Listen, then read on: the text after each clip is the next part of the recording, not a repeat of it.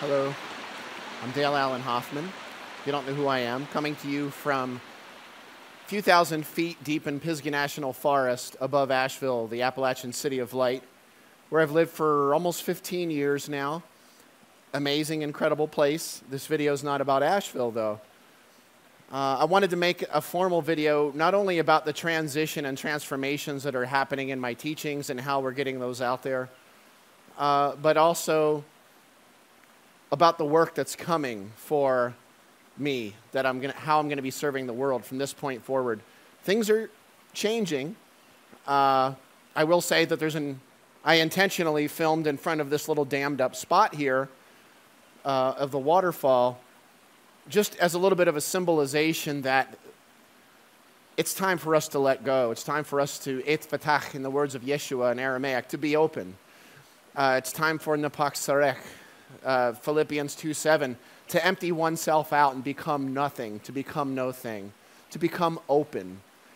Because what's happened up to this point is we've had so many different versions of so many different teachings. Mary Magdalene alone, you can read 6 Mary Magdalene books as I have and study them and find something completely different in each book, and each one will say that it's correct. I'll get to that in a few moments.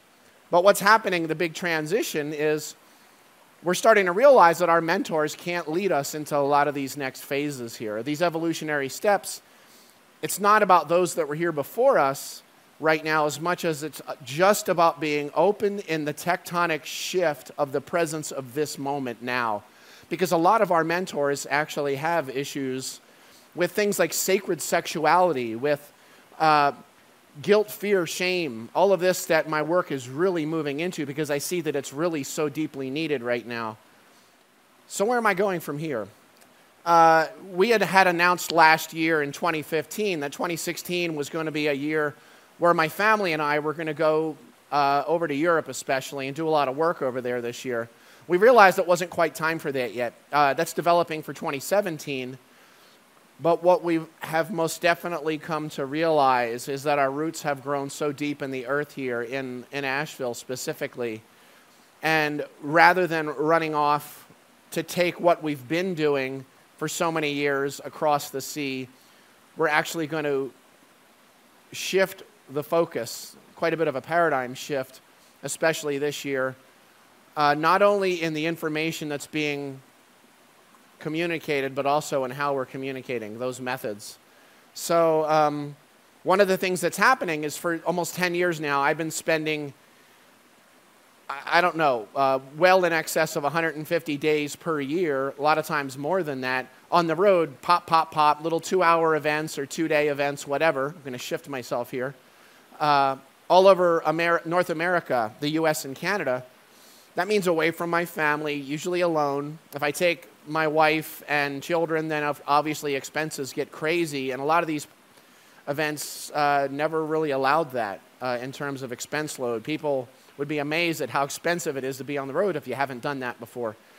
But rather than all of these little 2-hour events or 2 days in a town or 3 days or even a week in one town and then going to the next one like a caravan, which is really old paradigm. It's an old paradigm. What we're looking to do is to bring everyone together online across the internet. And I know a lot of people have tried to do this. Some have done pretty well, some maybe not so much, through technology, to be able to bring people to us so that I'll be able to have obviously more free content, but also a subscription service where people are getting specific ebooks and printed materials and audio materials, audio downloads and video downloads on a weekly and or monthly basis, where you pay into that subscription service and you're getting the absolute most cutting-edge teachings that I can offer you. That's something I'm really excited about. The next thing is we're going to focus from those little 2-hour events all over the place, where I come in, I skate across the surface, and then leave. We're going to start moving more into retreats, which is what I really love to do, to have you for 3 days and 2 nights, 5 days, 4 nights, 7 days, 6 nights, up to 21 days. So keep your eyes peeled, because we're looking at absolute life transformations. I've been sort of a transition man out there for a long time at a lot of New Thought churches, and a lot of New Thought, unfortunately, is becoming old thought. It's become this obsession about what people said 120 years ago rather than really wholly, fully being your own open channel of transmission right now in this moment. It's always looking back at someone else. Even my Yeshua work isn't about him. It's really about utilizing those teachings to open the heart right now in the moment, right now in the presence of this, whatever this is. As my dear friend Tim Freak would say, in a talk, he comes out and the first thing he says is, what is this? What is this great mystery that we're in here? If something's not really enabling us to be open and wholly creative through our own open space of capacity, then it's really just something that we're holding on to. It's not even really a tool, it's just a crutch. So I'm looking to transition beyond the day-to-day things and do much more online content, do retreats where I've actually got you on a deeper level. I'm not just coming in for 2 hours and leaving. Because I'll be honest, a lot of my earlier materials, I've got, I don't know how many CDs. If you count them up, all the programs combined, it's 30-some compact discs. I'm pretty sure that people are going to be able to find some really deep content in that, including what I was working on 10 years ago. Because the truth of the matter is that, you know, in the words of Cynthia Bourgeau, Episcopalian priest, he says, Yeshua's parables were meant to fry our sockets. Well, I'm really much in a socket frying phase right now. And it's not about being a mover and shaker. It's about simply being open. And when you got someone for 2 hours and they're going, ho, ho, ho, slow down, that's great and that's awesome. But I think it's time for other people to do that part. I really am. It's time to run far and wide together, hand in hand, with those that are ready for it, rather than constantly having to, the best I can say is dumb down the message to be able to give people something that is much more easily palatable. I've done a really good job, I think, of staying as authentic as possible in the last 10 years that I've been doing this full time, and not selling out on some level to sheen it over to get to more people. Because then, of course, as soon as I sheen it over and candy coat it and to get to more souls, all of a sudden they get into the deeper work and, I've had enough of that. I even actually had an experience last year filming a DVD with a mentor of mine where he walked up afterward and said, you know, all that stuff about Mary Magdalene, sexuality, Horus, ancient Egypt, I'm going to edit all that out because it's going to scare away half of my audience. And I thought, wow, it was such a moment of transcendence for me where I was like, I get it. I see that old paradigm. And I'm not there anymore. I'm simply not there anymore. Just the thought of knowing that your fire is burning at whatever rate capacity of burning and somehow toning that down so that it's more palatable for more people. I get it. You probably should have people that are doing that, but it's not me. It's not me. So online content, retreats in different regions around the world, and also mentorships, which is something that I've been asked to do for a long time. People ask, do I take on disciples? No. Although the word disciple, of course, from the Latin comes from discipline, to focus upon, which is the same actually as meditation, if you didn't realize that. Discipline and meditation, same thing. That's not really, I'll just say I'm not using that word. I'm not even crazy about the word mentorship. I'm just not sure what word to use. What is that exactly? What that is that people will pay a certain amount, because I'll tell you right now, the little 2-hour events across the country, they haven't been supporting my family for many years. And they just haven't. I mean, I've got 3 children and a wife, and it's not because of that alone, but that is part of it. Those little things aren't really supporting it. I need to be able to find the people who are willing to go further, that are willing to go as deep as possible within these ancient Gnostic teachings. My tagline on my website and everywhere else is ancient insight for the present moment. Who's ready for that on a full capacity? Who's ready for that wide open? Those are the ones I'm looking at in the mentorships. Of course, we're going to have them in 6 and 12-month installments, at least to begin. And the truth of the matter is I'm only going to be able to take on a couple a year, maybe a few, a tiny little handful, 5 or less total per year. And we're going to start offering those. And what that's going to be is at several different levels. It's going to include weekly phone calls, 60-minute phone calls, maybe more than that. You're going to have my cell number, and if something's up and going and you need an instantaneous response, I'm going to do my best to be there for you in those moments.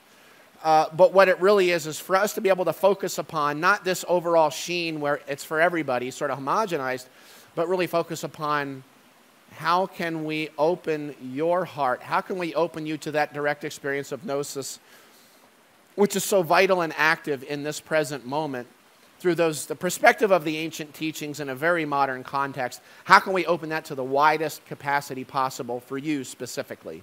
So that's why we're going to be doing the mentorships, because I really, really do desire deeper work, people who are really willing to go to those places. So what's another transition that I'm in the middle of? Another transition I'm in the middle of is a lot of the content. Up to this point, I've really been known as the Aramaic toning guy. I'm the Aramaic Jesus guy. I'm the barefoot Jesus. I'm the linguistic mystic. I hear all these different things that people call me, which is fine. It's all cool in the gang, but I truly, honestly, I don't care about any of it. Sometimes when I'm called scholar, I kind of shudder a little, only because I often, very often see that can so very easily become a trap, where you become an expert about what you know. And much like American history or any history, it's written by those that win. And just because, as an example, something's in a history book, or just because something's written down on a page, doesn't mean that it's necessarily 100% accurate.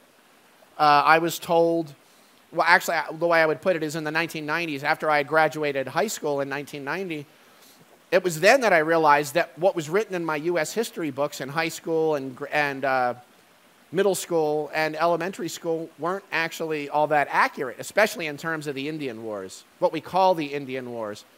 The way that the Euro-Americans came and literally just plowed over those natives here. I was told, you go to the library, go to the microfiche, 1901, open it up, look at a newspaper article of that day, and you'll find out what happened that day. But that's not necessarily what happened that day.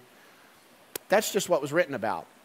And of course, a lot of these writers, especially if you're going back into the 1850s, 60s, 70s, 80s, early 1890s, they were literally, we had reporters just showing up writing these crazy sensational stories about the Sioux heathens and the Crow scum, writing all these things that they would literally just make up very emotional stories so they'd get picked up on news wires and get rich and famous. Fact. We actually don't know a lot of what really happened. It was only in the late 90s that these history books were really starting to be recalibrated to integrate more of that. It was actually that indigenous perspective, I'll say specifically, not just from those who won. It was actually the book, Bury My Heart at Wounded Knee, from D. Brown, which came out right around the time I was born. That book just opened my heart up. There really hasn't been a book quite like that for what we call Christianity. And I will say that a massive amount of transition work of what's going on for me is in that area of sacred sexuality.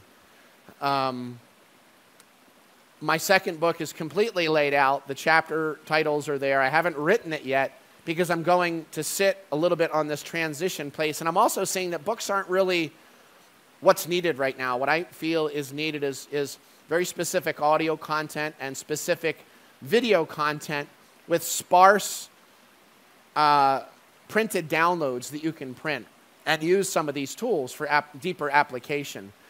Just reading another book and reading another book, it's really not where it's at anymore.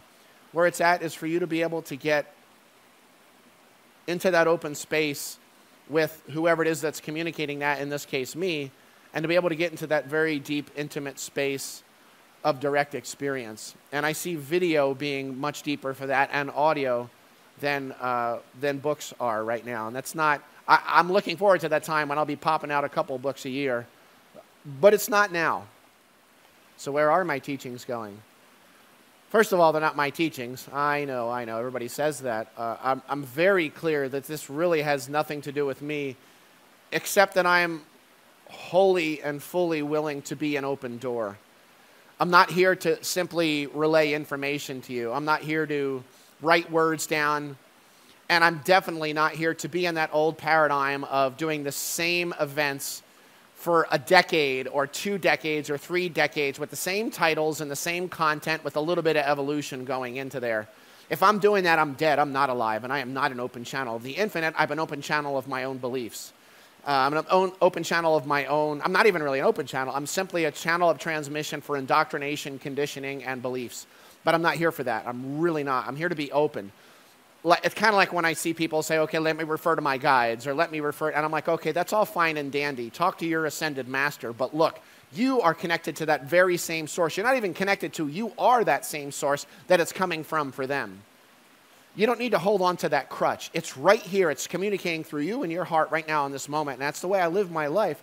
I seek to live my life mid-step. Part of that is where I'm transitioning with this realization of the deep sacred need for sacred sexuality. For us to be able to talk about things that we haven't really been able to talk about for a long time. I will say this, there is no one on this planet that I have ever encountered, and I have scoured this earth as much as possible, that I've ever seen offering a true holistic perspective of the Aramaic, Egyptian, and Gnostic perspectives of the Magdalene teachings. I've never seen anybody, and that includes the Isis teachings as well. I've definitely seen a lot of conceptual teachings about. I've seen a lot of conceptual teachings about the lifetime of Mary Magdalene, or the supposed lifetime of Mary Magdalene in France, or the supposed lifetime of Isis, whatever. I think we're pretty clear that we're on the same page that Isis is very likely mythology, not a person. Matter of fact, we kind of pretty much know that. And we're talking about ancient Egypt. But how many people even realize that one of the things that I love to do is to tone the Aramaic prayer of Yeshua, the Aramaic Lord's Prayer. How many people actually know what the word Lord is in Aramaic? In Yeshua's tongue, in Jesus' native language, Mary's native language, what was the word? Is it Lord? No. We don't realize that we're relating with the Yeshua and Mary teachings, especially the Jesus teachings, from a perspective that was flash frozen only about 500 years ago, of perceptions of teachings that came from 2,000 years ago, and further back if we're going into the Egyptian roots of that. Have you ever thought about that? Flash frozen around the 17th century, King James, Tyndale, Coverdale, Geneva Bibles, a lot of these catchphrases that we spit out today that are really in the praise and worship movement or in fundamentalist Christianity are only 3 or 4 decades old, and people don't even know it. What about that word Lord? What is it? You know what the word Lord is in Aramaic? This is the way it sounds in Yeshua's native language, okay? Let me let you hear this, okay? I'll tone it for you.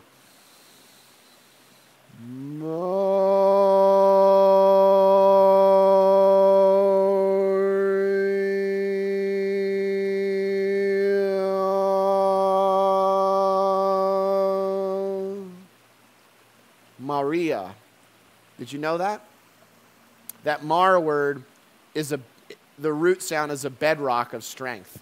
Interesting. There's a lot of information that says that the sound for Mar comes from the ancient Semitic root Mar, which is rock of strength. Interesting.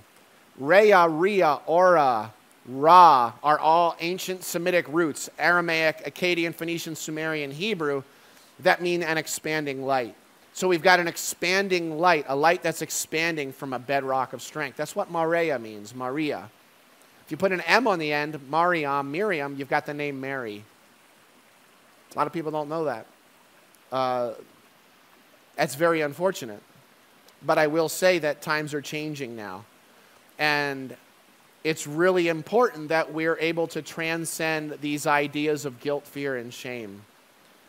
Because I'm telling you right now, if you yourself pull back that you feel you're dressing too sexy, you're too expressive, you're showing too much skin, if you're a woman and your nipple's showing, and you start pulling back and that's something bad, or it becomes something that's sinful, something that's sexual, and we'll talk about that in a bad way, any capacity of this, understand that all of those ideas come from the misogynist leaders of fundamentalist religious ideas. That means literally, and these leaders are men, okay? So if you're a woman that pulls back, understanding that that pulling back from being able to express that natural inherent ecstasy and joy and euphoria and light, if you're pulling back, you're doing that because of the indoctrination and the fear and the guilt and the shame that's been impregnated in you, not only from what you've learned in your life or the experiences you've had, but going back for thousands of years, the idea of men putting those ideas into you. Because I'm telling you right now, 2,500, 3,000 years ago, it was not about God as a he, it was about goddess energy, and it was about the feminine. And what happened was that pendulum swung from one far end to another, and we went very misogynist. Misogynist literally means woman-hating, okay? Very patriarchal society. It became less about the feminine experience, the direct experience, and it became more about boiling the ideologies and concepts down on paper, etching it into stone. It became us relating with concepts in the mind that are projections of what's on the page rather than having that direct feminine experience itself. Now, I do see that pendulum swinging back now from that masculine physicality back to the feminine. But what's happening is as this swings, I don't really see it going too far past it again this time. It may go a bit. It's going to have to go a bit past that balance, very, very feminine, before we come into a much more deep, intimate view of that sacred balance, okay? And what more beautiful self-balancing system could there be than after thousands of years of masculine misogyny, of patriarchy, of all about physicality and physical teachings, that finds a way to bring more feminine energy through masculine humans and more masculine energy through feminine humans, so that hopefully we can be conscious enough, mature enough spiritually, and awake enough to realize that masculine and feminine has absolutely nothing whatsoever to do with innies and outies, okay? It has to do with essence. It has to do with awareness. It's got nothing to do with whether someone has a penis or a vagina. Nothing. It has to do with my point of entry of that light in the world right now in this present moment. We are literally, in the words of Alan Watts, the universe looking at itself from billions of points of view. Your point of view is your point of view. Nobody else has any say over your point of view. Period. None.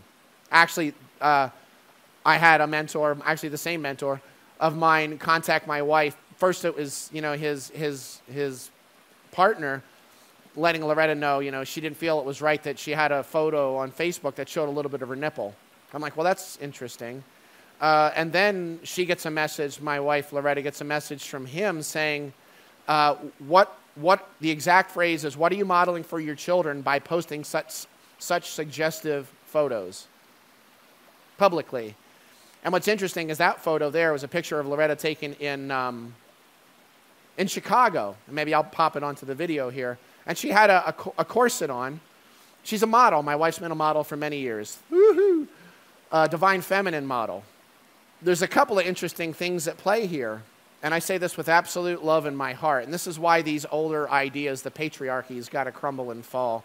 The dam needs to burst. First of all, it's nobody's business but Loretta's.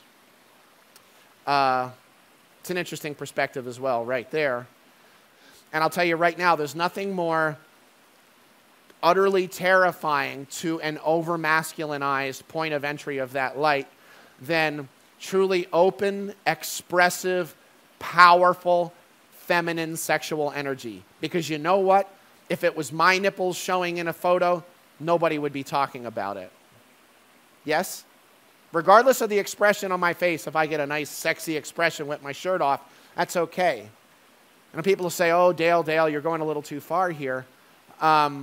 Good, because that's what we need to do. Don't we? Is it time or is it time? Our mentors can't do this for us. They're clogging, and it's okay. It's okay. Some of them obviously will be with us, but they're clogging down on their own beliefs. It's not time for that. We've been waiting for that generation of light. You know what? This is it. We are the ones we've been waiting for. You're the light. This is actually the 7th generation in 1877 when Tashunka Witko, Crazy Horse of the Lakota, called the Sioux by the white man, was speaking at a council fire to Tatanka Yohata, which of course is Sitting Bull. Speaking at a council fire in September 1877, 3 days before Crazy Horse was assassinated at Fort Robinson, Nebraska, in a jailhouse door, jabbed in his back by the bayonet of a Lakota soldier that was now working for the whites. A Lakota soldier that fought beside him in battle, beside Crazy Horse. Crazy Horse was taken down. He shrieked in the doorway of that jailhouse when that bayonet went into him, that dagger brought him down. A man that fought beside him brought down the last warrior. He was the last warrior standing. Crazy Horse. Sitting Bull had was still out there, but Sitting Bull wasn't fighting anymore. It was Crazy Horse. But Crazy Horse said that I see a time of 7 generations when all of the colors of mankind will gather under the sacred tree of life, and the whole earth will become one circle again. And in that day there will be those among the Lakota who will carry knowledge and understanding of the unity of all living things. And the young white ones will come to those of our people and ask for this wisdom. I salute the light within your eyes where the whole universe dwells. For when you are at that center within you, and I am at that place within me, we shall be one. If you equate 19 to 25 years for a generation, you multiply that by 7, we're in the middle of it. From 2010 to 2025. We're dead in the center of that. We are that 7th generation. We are the ones that we've been waiting for. It's us. Like I say, our mentors can't do this for us. So let's talk specifically about where I see these teachings going for me in the immediate and near and maybe distant future. I really feel that the most important subject that I can communicate right now is actually allowing ourselves to be that light. Allowing ourselves to feel that shame, that ecstasy and the joy and the rapture and the euphoria of being that open light. And of course, what happens is when you allow yourself to be that light, Marianne Williamson, one of my mentors when I was a teenager, going back to 1991, right around the time of Return to Love came out, she said in Return to Love that it's not our darkness that we're afraid of, it's our light. Who am I to be talented, fabulous, gorgeous? Another one of my mentors from my late teens, Gabrielle Roth, who I worked with until her death. Gabrielle Roth, in Maps to Ecstasy, talking about how when we experience those moments of ecstasy, how all of a sudden we pull back. We've got the fear, the guilt, and the shame. You weren't meant to pull back. You were not meant to pull back so that you feel safer for those around you. You were meant to shine because you are literally the light of eternity. That's something that's really important for you to recognize, something really important for you to know. As this light is transitioning and shifting above me through the clouds and through the trees, I'm very aware that that movement of light in this dimension is creating experiences where I'm very cool right now. And then I've got times when my face is going to look a little whitewashed and my distinct character isn't quite so strong anymore. And I'll start looking a little bit white and one-dimensional. And that's what's happening right now. And that's not a bad thing. We've over-created ourselves to such a point that we know exactly who we are, and I know exactly what I believe and what I stand for. And while that's nice, and it's a very sort of old thought, new thought thing, an older idea that's nice, I don't think it matters anymore. Does it really? Obviously, there's certain things I think are good to know about ourselves. But what's much more important in this space of transition and we're going through is that we feel it. There's a great line in Into the Wild that was something that Christopher McCandless, a.k.a. Alexander Supertramp, had written down, and John Krakauer, the amazing author, wrote down, where Chris said that he felt that it was so important in life to feel strong. Not necessarily to be strong, but to feel strong, to measure yourself at least once. And that's really where we're going right now, because the teachings that have been written down, they can't help us transition to the next phase. We can use them on some level to some capacity, but it's not about the memorization of the words that somebody else is using. It's not about the memorization of anything. It's not about talking at an event for 4 hours to you. It's not about me getting you to a full-day event and we do a little bit of experiential stuff and a lot of talking. We're past that now. It's about feeling. It's about being open in the space of the moment. One of those things that I've been working on since I was a teenager, but definitely in the last 25 years, is Gnosticism, gnosis. And we're always told that gnosis means knowledge, but let me tell you something. Knowledge doesn't mean today what it went back then in the ancient Koine Greek perspective. What gnosis means is actually direct experience. Experiential. It's feminine. It's not a masculine knowledge, concepts in the head, something that your brain can tap into. It's actually that direct feminine experiential gnosis or knowing that happens through the heart. And your brain can't touch that. I'll make a video specifically about thoughts, and we have this idea that your thoughts create your life. Nothing can be further from the truth. Your thoughts aren't the source of anything. Your thoughts are literally the crystallization of your feeling, which is your perception of frequency, which was called milta, the word in Aramaic. In the beginning was frequency, was the emanation, was that fluctuation that created that first vibration. And when that vibration becomes aware of itself, all of a sudden it becomes from unknowable, unspeakable, the one, undivided, limitless, no beginning, no end, eternal. And the fluctuation is the I. When the I becomes aware, it becomes the I am, which crystallizes down into thoughts. Your thoughts aren't the source of anything. If you change your thoughts, you're changing what's projecting on the screen, but you're not your thoughts. You are not what you think. You are not the film strip that's in the projector. You're in the light. You're the light in that projector. Something that's very important, okay? If you don't get that, it's okay. I'll make a video about it. But that removal of guilt, fear, and shame, and what's written there in those ancient Gnostic teachings in a very modern context is something that was a secret. What does secret mean? The word is sod in Aramaic and Hebrew. Secret doesn't necessarily mean something that you're not allowed to see. It means something that you have looked at thousands of times and it's been right here in front of your face, but you've never seen its true nature. You've only ever seen what your beliefs and your thoughts project upon it. You've never really seen it. It only happens through that open space of the heart, through Gnosticism, through the open space of gnosis. That open Giliana, which is the Aramaic word for revelation, which is the unveiling, which is the word apocalypsis in Greek. It's only in that moment of unveiling when the heart is open that you actually see it. And that's what's happening right now. We ask for greater light, higher awareness, wider consciousness, and with that comes the responsibility. With that comes the responsibility of being willing to see those things we couldn't see before. Because that's what happens with faster vibration. If you're doing 40 miles an hour in a car because you've been going that speed forever, and then all of a sudden it gets to 50 and 60 and 70, and you're asking the car to go faster, as we are with eternity. We're asking the manifestation here, the vibration, to move faster. But as the car's moving quicker, as anything moves faster, you start to get into those tectonic shifts. Things don't crystallize as much anymore. They stay in a state of flux. They stay very fluid, which is where we are right now. We're very much in a state of fluidity. It's beyond the concepts. It's beyond the indoctrinations. It's beyond anything we're going to find written in a page of any book. We're not going to see it scribbled on a board somewhere. It doesn't work like that anymore. It doesn't.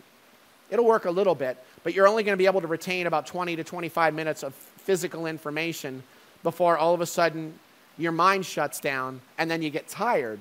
Rather than just starting out with the space of gnosis, just let the mind do what it needs to do. If you open up with the breath and you open up with the vibration in that space of gnosis, then rather than having to shift your thoughts will calibrate themselves. By coming back to that space of silence, coming back to that space of meditation. In the words of Bob Sima, one of my dearest friends, his song, "Meditation is the medication that cure the illusion of a separation." Nice. So this gnosis of energetic alchemy, what exactly is that? It's amazing how we have this great penchant and talent for, in the words of Joseph Campbell, mistaking mythological archetypes as being references to historical facts. And we look as an example at the life of Jesus, or whatever we think happened with Mary Magdalene in Europe, in France specifically, and we think that the physical story is what's real, or we mistake the map for the terrain. I live here in Asheville, North Carolina. I say it all the time. I can see a road on a map, and it's just kind of squiggly. If I try to drive it, it's like loop-de-loops. Interesting. The map is not the terrain. We tend to eat the menu and don't get to the meal. And I understand a lot of people are staying on menu level because it feels comfortable to them and it feels safe, and that's great. I'm open to speaking with them, but I'm not here to dumb down or tone down the light of what's coming through me so that it feels safe for them. I will not shrink back because you don't know who you are. And that's okay. I'm just clear that I'm not a transition man anymore. Nobody could be happier about me letting go of that, the feeling of muting than my wife, Loretta, my Magdalene. I say my Magdalene. I don't own her. An amazing divine feminine model, a sacred sexuality model. She's been sort of on the sidelines for many years around my work, but I've really been pulling her out into the open. People have been asking us to do relationship workshops, which we're working on right now. This idea of that gnosis of energetic alchemy is the realization that those ancient teachings weren't about physical people. Osiris and Isis coming together in balance. Ultimately, Osiris and Hathor coming into balance. Osiris and Isis create Ra, Horus. Osiris and Hathor would create Horus, which is Ra, which eventually became the divine companion of Isis Mariam, Isis Mary, which of course was the prototype of Jesus and Mary Magdalene, and above Jesus is of course that Joseph and Mary, again, character. And it's all about the balance, the exact 50-50 balance between the masculine and the feminine, between the experiential and the conceptual, between the inside, the outside, the light, the dark, the positive and the negative, the past and the future. It's in the balance between the two where they come into complete, whole cohabitation. That sacred balance was called the bridal chamber in ancient Gnosticism. People think that it's all about sex, and it's not. Actually, physical sex without the realization of magnetism and electricity is not a bridal chamber in any way whatsoever, at least not in terms of the Magdalene or the ancient teachings, the Isis teachings and the Magdalene teachings. The feminine, of course, is negative. The feminine draws in on itself. It nests. She nests upon herself. She's the sacred womb. I will say, and I'll probably come back to that, that word womb in Aramaic is kares. Nice, huh? Kares.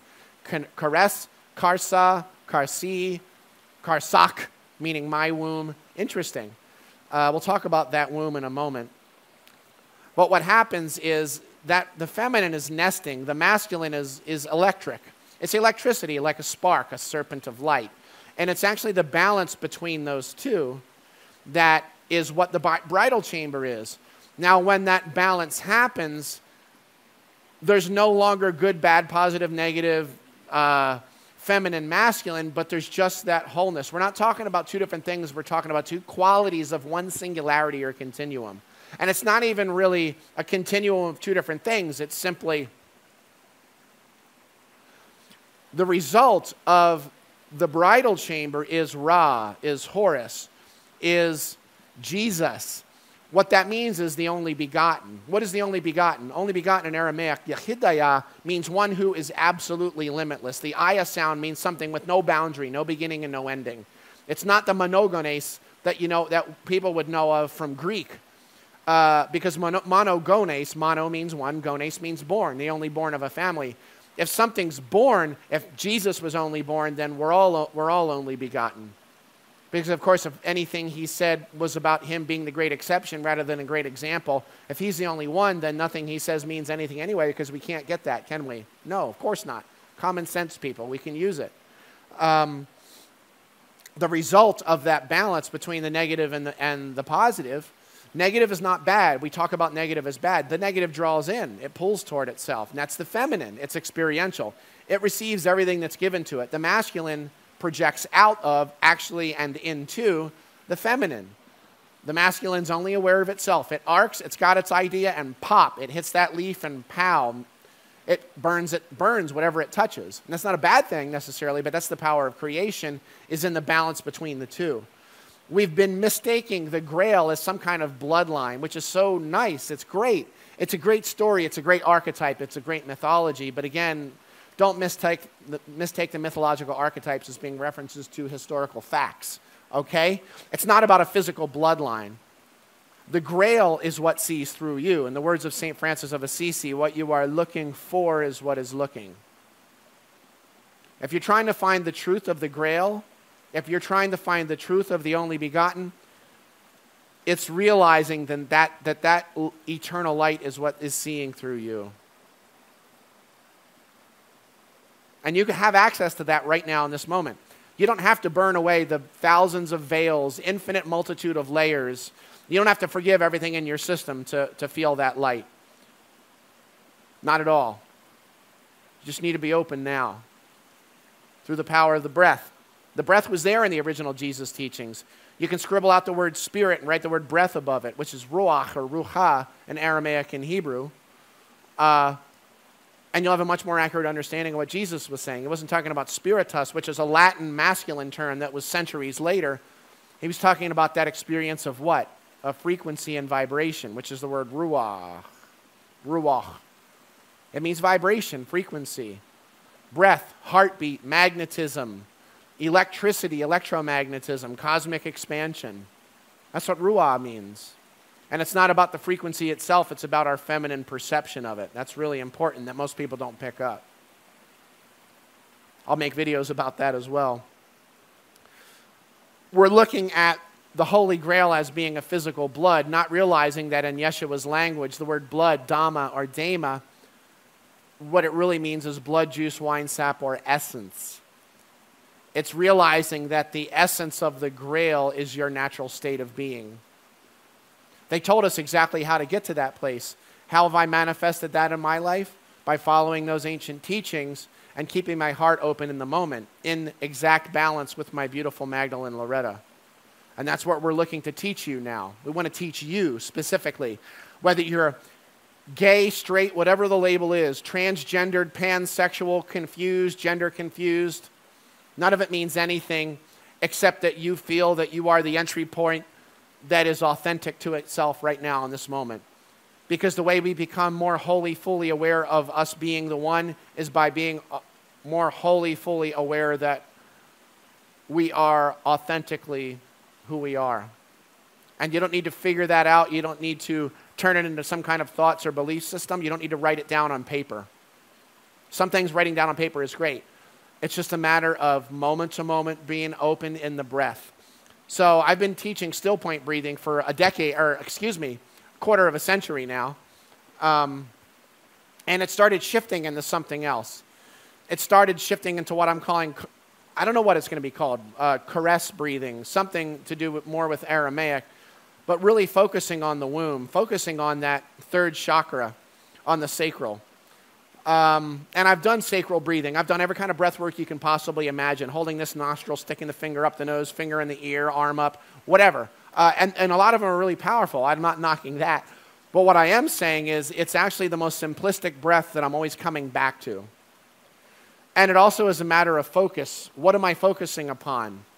And I have been focusing upon the breath, but can we put it into physical locations in the energy body, which is called the ka in Egyptian, the high kla in Aramaic? Is there specific places we can put that? Yes, there is. I've been doing that, and the results have been absolutely spectacular. Very specific, energy-specific womb breath work. And the womb is in you just as it is in me, masculine, feminine. Even the word rahma, the primary word for love is in Aramaic, is also a word for friend, and what it means is a quaking of the bowels. Technically, it means a quaking of the womb. Another idea that didn't quite make it into the Yeshua teachings, the Jesus teachings in the Bible, is what was labeled as 7 deadly sins, 7 devils, 7 vices, 7 demons.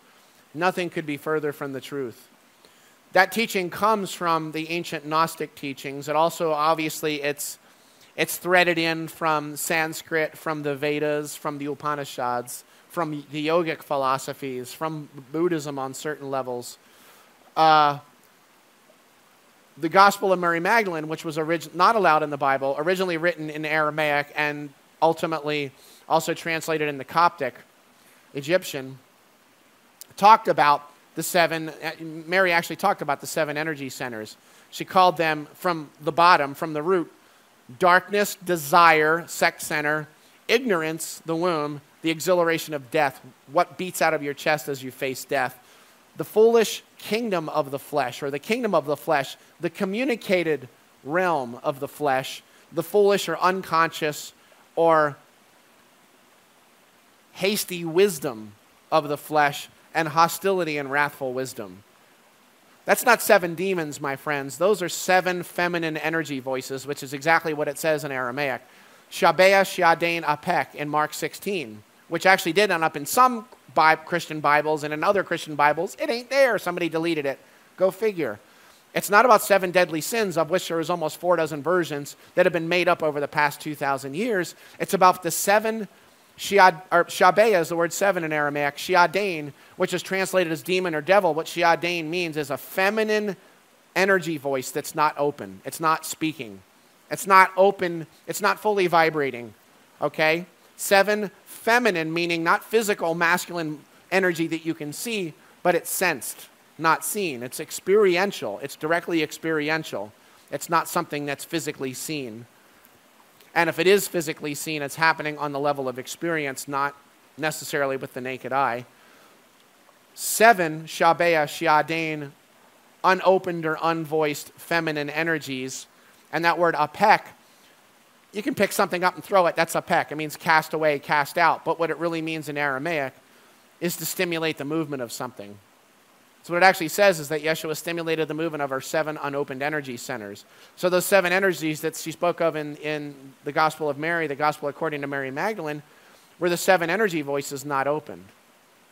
What we're going to do in this retreat that I'm going to be first offering in Asheville in July, if you've got a location anywhere on earth, especially in the U.S. and Canada, let us know because we'll bring it there. Loretta and I will come, and we'll come for 3 days and 2 nights. And we'll take you deep into these teachings, deeper than we ever can on video or in any kind of a book or recording of any kind. We're going to show you how to not only open those energy voices. A lot of people have done that with yogic philosophy, Kundalini, etc.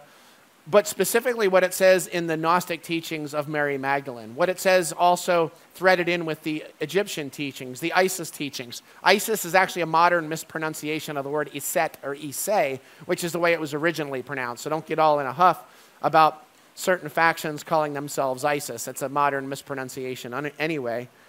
But going deep into the breath work, into the experience of opening up those 7 voices and allowing that experience of ecstasy.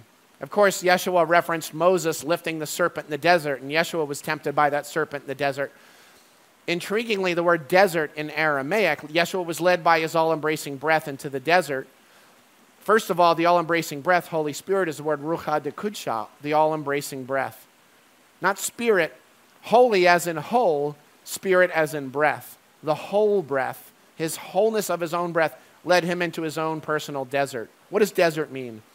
The word desert in Aramaic sounds like this. Midbar. Midbar. Midbar. What the desert is that place where what it feels as if our physical body has fallen away and we're just simply that light body. And around the light body, we're able to become aware, and this is something that I literally use on a daily basis to transform the fire of my life and use this with Loretta, my beautiful bride.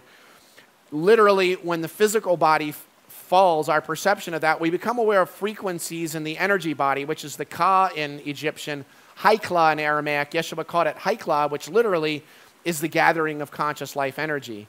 That was translated as temple. We become aware of frequencies in the temple that we weren't aware of before. When those 7 feminine voices are brought into alignment and allowed to be open, the energy body is what takes precedent, even lower level than the etheric, very, very feminine level of the body, and we become aware of frequencies that we weren't aware of before. And we actually use the breath work, this tantric energetic alchemy, to move into those spaces, allow ourselves to feel those frequencies of shame, guilt, and fear that have been impregnated in us for a long time by culture, by religion, by men, by women who have been conditioned by men. And I don't just mean men in general. I mean over-masculinization, okay?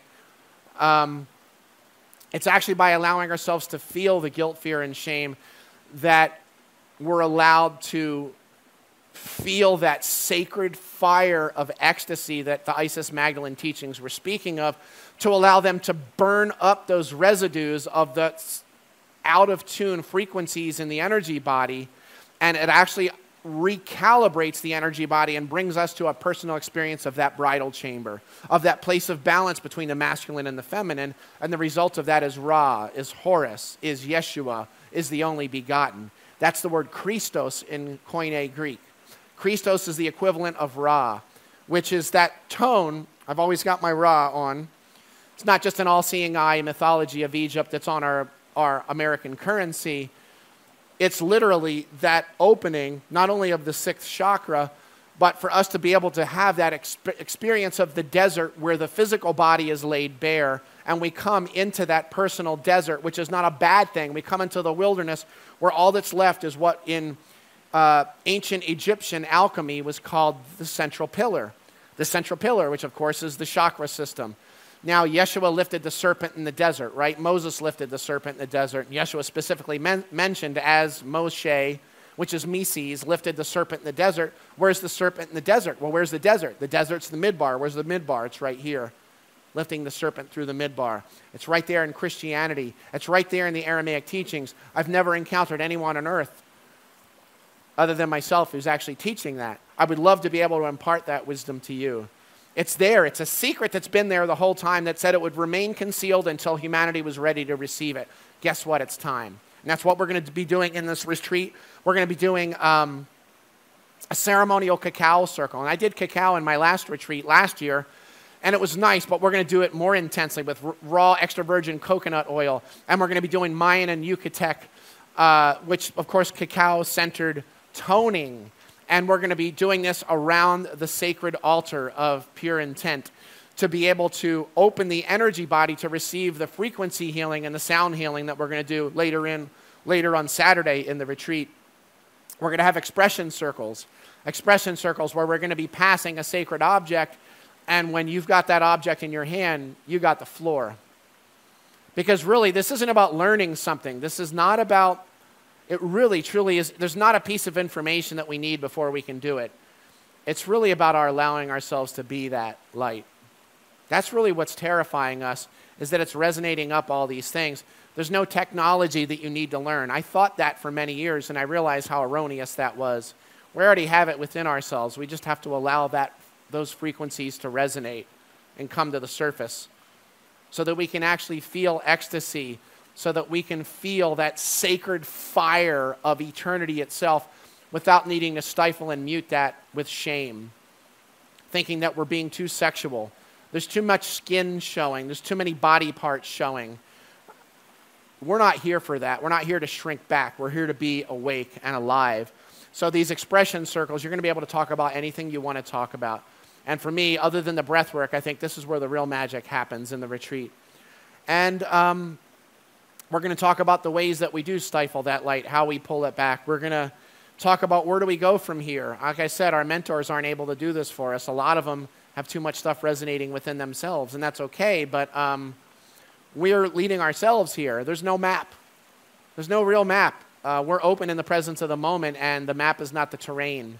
We're here to walk those steps. So if you are interested in hosting a retreat in your area, just go to DaleAllenHoffman.com, click the contact button, it goes straight to the office, and we'll talk with you. If you know of a retreat center, if you've got a church, a yoga center, a big house, anything where we can gather a couple of dozen or more people together for 3 days and 2 nights, definitely Friday and a Sunday is great. We'll be there. Loretta and I will come to you, and we'll get this going. We'll help you in every way of being able to promote this, be able to promote it. I'm also excited as well to say that within a few weeks, you're going to see us doing a new crowdfunding, fundraising campaign to be able to get a full-blown 4K camcorder. This camera that I'm using is just kind of a cheap little HD camcorder. It's nice. I've got the capability of being out here in the middle of nowhere and recording studio quality audio, but what I don't have is the capability of getting film quality video. This camera, it's nice. It requires a lot of processing, and it doesn't quite hit film quality. I've got a really high-end Canon camera, but it's a DSLR, which is a camera that the issue with the DSLR is they stop inadvertently. The most that they'll go for is 12 minutes unless you hack the software. But what happens is the CMOS sensor heats up, and it'll stop after 30 seconds, 3.5 minutes. You don't even know when it's going to happen. So we're going to be doing a crowdfunding campaign to get a full-blown 4K high-resolution camcorder, Blu-ray quality, so that we can set it in the back of the room when I do an event, and I'll be able to cut out a little piece of it and zoom in on it, follow me around the stage with one single film camera, or not even film, video camera, and it'll still be in HD resolution. It's something I've been wanting to do for a really long time, actually. And actually, 4K is 4 times Blu-ray quality. I said once. It's not. It's 4 times. So we're going to be doing that crowdfunding to get that and some other materials and equipment we need for me to be able to do the subscription service that's going to happen on weekly teachings, monthly teachings. You'll be able to do it monthly or annually with the subscription service, and we'll be able to do deeper webinars and online streaming and deeper teachings. And then the people that are really fired up and awakened and ready to jump full into this, we'll have you gather in different places geographically, and we'll do those retreats together. We'll go really deep into the teachings in a way we can't in video or audio. So stay tuned. There's a lot coming down the pike. I'm really excited. I'm going to be doing a lot more videos, especially when we get that really high-end camera, because we'll be able to take that out and get film quality. And then we can start doing short documentaries and all kinds of cool stuff. So thank you for listening. This Asheville retreat, I can guarantee you it's going to fill up. It always does. When we did the last retreat in Asheville, we did 33 people. I don't think we could have fit anybody else. I had to move them away from Mountain Light Sanctuary because we simply couldn't fit the people anymore. We had to cap it at 24, and we always went past 24, so we'd have to turn people away. This one's going to be at the Center for Art and Spirit in West Asheville, July 22nd to 24th. It's going to be an incredible weekend. Unlike anything I've ever offered before, we're going into the experiential level of the Magdalene teachings in a way that I've never done publicly. I've only ever done these in personal one-on-one mentorships or in my personal relationship, which is really cool. It transforms lives. And it's not about information. It's about that direct realization of experience of yourself as that sacred fire of eternity itself. What you're looking for is what is looking. Remember, we are the ones we have been waiting for. What you're out there searching for is actually that awareness, that consciousness, that light that sees you. We are the 7th generation. Let's start living it. Thank you for being open. Namaste.